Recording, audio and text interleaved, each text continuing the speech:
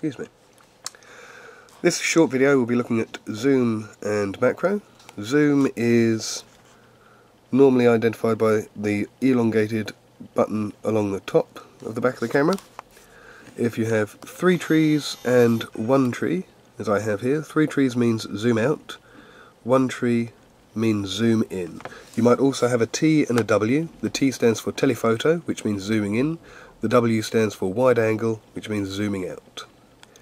As I zoom, you can see I've got a little marker running across a level, or a guide, and there is a slight notch in between the two, and that notch indicates the difference between optical zoom and digital zoom.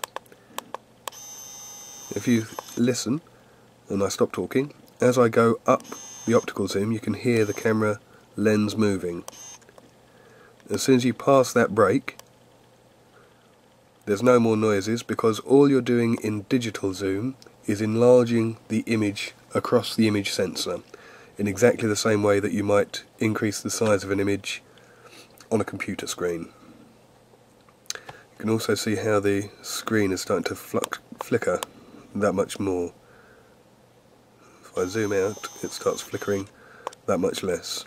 So the problem with digital zoom is that it can degrade your image.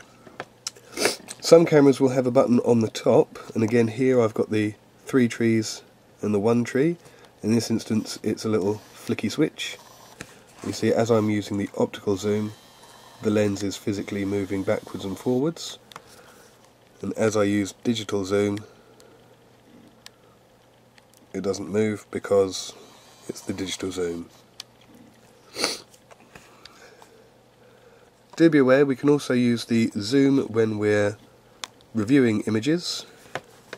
If you wanted to check whether something was in focus, or if the colouring was correct, or if there was any movement in the image, you can zoom in, and most cameras will indicate a little thumbnail of the image, or a little area, and you can press the up, down, left and right keys to move around that image, and you can zoom in quite close,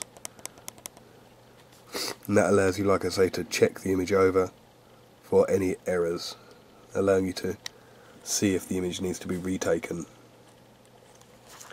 So that's the zooming.